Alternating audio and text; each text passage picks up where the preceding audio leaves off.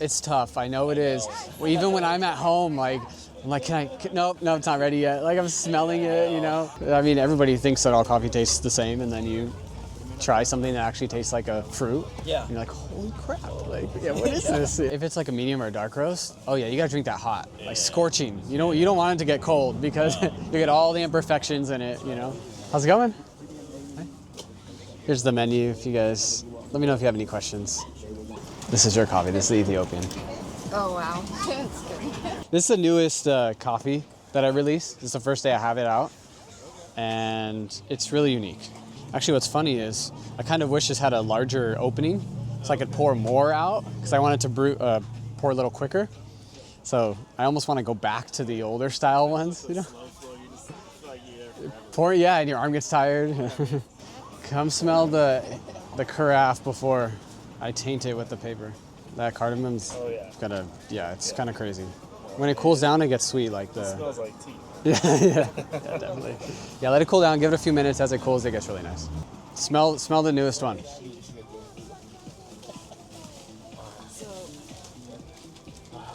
The Costa Rica and the Colombian geisha.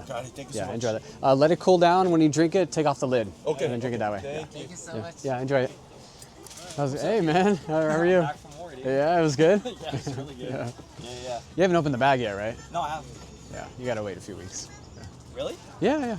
Oh, you did open it? Yeah. Oh, okay. Well, Wait, it's... I'm not supposed to? So when you roast coffee, it lets off a bunch of gases without getting like super nerdy. It lets off a bunch of gases, and the gases continue to release, and they don't settle back in for a few weeks. Yeah. And then so you'll notice, is the bag already gone? No. Okay, it's like halfway gone. You'll notice when it, as you go through the bag more, the coffee will change, like the taste of the coffee. Yeah. Okay. So for like lighter roasted stuff, it'll change drastically. Really? Yeah. Okay. Dang, I'm not supposed to wait. Yeah, it's tough. It's tough. I mean, everybody thinks that all coffee tastes the same, and then you try something that actually tastes like a fruit. Yeah. And you're like, holy crap! Like, yeah, what is this? Yeah. Thank you so much. Yeah. I take a different approach to it, so I want people to kind of cherish the coffee that they're drinking. Yeah. Taste the subtle differences in it. Take your time. Smell it, get the aromas, like all that stuff. Yeah. So that's kind of my approach. I'm sure you see by the prices, like I have some very expensive coffees, and that's for a good reason, and you'll see what the coffee I'm gonna make for you. That I want people to kind of take their time and enjoy it. Some people don't understand it. It's fine. I like to, if they're open to it, I'll kind of educate them on that. And that's really what I'm about, is educating people, but you gotta reprogram. You really do, because everybody thinks it's like pizza and stuff, you know? Yeah. So this was a coffee I bought at an auction. Once a year, one of my favorite producers, her name's Cafe Granja La Esperanza, really long name, shortened as CGLE. They host an auction of their best lots. And for the last 2 years, I've been the only American roaster to buy coffees, to win coffees at their auction. Yeah. So this is the one at the very bottom. It's special. And you gotta try it. Definitely very tea-like.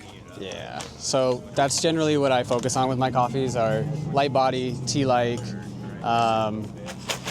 fruit forward coffee. So you're gonna get a lot of that in that. So let it cool. So I forgot to mention that. Okay. Let the coffees cool. As they cool, they change. Okay. So just like with apples, there's a bunch of varieties. It's the same with coffee, actually. The reason why most people don't know that is because we treat, like what we were talking about earlier, we treat coffee as such a cheap product that we don't necessarily care about the variety very much. So people blend them. So, you know, Pete's, for example, everything's blended. It's still Arabica. No, so that's the parent. Yeah. So Arabica's like apple, right? And then, you know, Fuji is a variety. So there are a ton of different varieties, and the reason why varieties were initially created is because they adapt to the environments that they're growing in, so that they can produce more. Or there's a lot of like diseases in coffee. So some areas are very prone to specific types of diseases, so they created a variety that is less prone to that. But each variety has its own characteristics to it. So geisha, for example, very light body, tea-like, smells like a flower. There's other varieties. I have a Via Sarchi, I have a Katuai, I have numbers on them. It's just over the years, some governments or some farms have just created varieties because they wanted to either experiment or they wanted to adapt to their environment better. So yes, there are a bunch of different varieties in coffee. The one that is most famous is the geisha. About 20 years ago, a little over 20 years ago, there was a competition in Panama called the Best of Panama, where they determined which farm grew the best coffee that year. And there was a farm, a very famous farm, they submitted a coffee in, and it tasted like a flower and smelled like a flower. And everyone was, their mind was blown.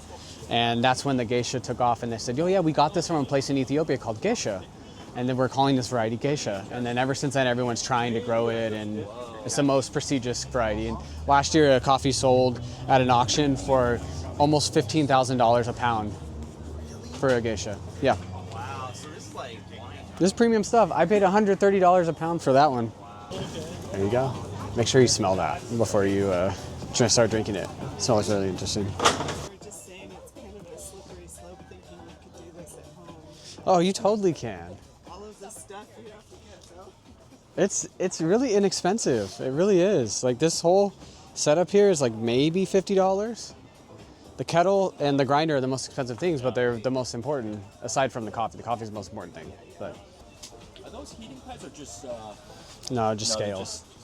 But the amount of times people have asked me if they're heating pads, like somebody needs to create that. That Because would be very unique. yeah, it'd keep the coffee warm as well. Yeah, because that's the worst thing in the world. Ironically though, I do kind of want the coffee to cool down after it's been brewed. But if I could, keep it at a specific temperature and then give it to you, then that'd be better. I actually like, not all the time, but a good portion of the time, I prefer the smell of the unroasted coffee to the roasted. Yeah, because coffee goes through a fermentation process, and some coffees can smell very candy-like when they're unroasted. So you open up a bag that's vacuum sealed, and all of the aromas just hit you, and it smells like candy. It literally does, yeah. Oh, so come smell this now. See, we're doing everything. We're doing the full thing now. Cool. Enjoy that. Next time you come by, let me know what you think of it. Thank you. Yeah, take care. Thank you so much. Yeah. Have a good one. You too. Hi guys. Hi. How are you? Good. How are you? Good. Good. Want to do some bags? Oh, lots of bags. I love this. Oh, good. I'm glad. You might like 37. So it ends with a little more chocolatey note to it. And these are both from the same producer, same farm.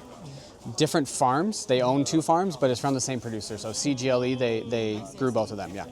This is actually a Larina variety. Do you know about the Larina at all? So it's naturally half the amount of caffeine. So it's like a black tea, the amount of caffeine in a black tea. This is just a regular, this is a geisha, so the most famous variety in the world, yeah. So very tea-like, but a really nice kind of navel orange. But when it cools, it gets kind of chocolatey. Okay, so you can drink it in this little cup here. It's a ceramic cup. Yeah. And just slowly drink it. Yeah, for You can hang out here, you can come around over here, whatever you want to do. Hang out at the bar. Yeah. Okay, this is the new Jessica and Diego bought it. So this one has lots of grape notes as it cools, so you're gonna get it immediately. Really nice. How do you like that drink like that? I only like it for specific coffees. Okay. Yeah. Have you heard about it? The Neo? Yeah, Okay. I wanted to try it, but just. I did a video comparison on it. Oh yeah, you did. Where I compared this to this. It loses a little bit of the acidity, so very high acidic coffees that I like the acidity in it, I won't use this one. For the more mellow, washed coffees, I do like it. Yeah, it's very consistent though. That's what I like the most about it is the consistency. You'll get, unless you like drastically mess up, you grind it incorrectly, you'll get a very similar tasting coffee back to back. Whereas the V60, you can mess it up. If you pour it too quickly or you create too much agitation, you can kind of mess it up. I have yours in line, by the way, if you want to shop and come by and pick it up, or you want to hang out, like whatever's best for you. Okay. I like to watch you brewing. Okay. Okay, smell this.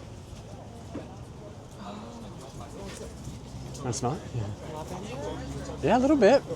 Yeah, a little bit. Want to smell again? Yeah, for sure. So good. Like Yeah. lemon, something like Yeah, citrus. Yeah. Mm-hmm. Enjoy all the coffee. Yeah, have a good one. Look at the Ethiopia Malcumbras. The difference on them. I had those. You have the Ethiopia? Yeah. All right, let this one cool down. All right. This one definitely is best when it's cool. I just had this one yesterday. I was testing it out to make sure I I like it enough to offer it, and it's very good. With that one, I'm looking for a little bit less acidity. So well, you haven't tried the one in the V60, so you haven't seen the one with a little more acidity to it, but that's a little more mellow, and I think that brings out more of the florals. So when it cools, you'll get a lot of those florals. Pretty much every coffee came from Ethiopia at some point. Yeah, because that's where it originated from. Yeah. Give it like 5 minutes. It's tough, I know it is. Well, even when I'm at home, like, I'm like, no, it's not ready yet. Like, I'm smelling it, you know? It's so tough. But it'll be good. It's so much better. It's literally like a tea. Yeah, when it cools down, it does taste different. Yeah. Even a lot of coffees. Yeah. Especially the light roasted stuff. That's really where it changes a lot. If it's like a medium or a dark roast, oh yeah, you gotta drink that hot, like scorching. You don't want it to get cold because you get all the imperfections in it, you know. But yeah, with light roast, you want it to. That's a good quality coffee bean. I'll take that back.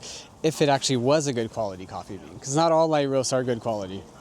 I love smelling this one. This is probably like top 3 favorite smelling coffees.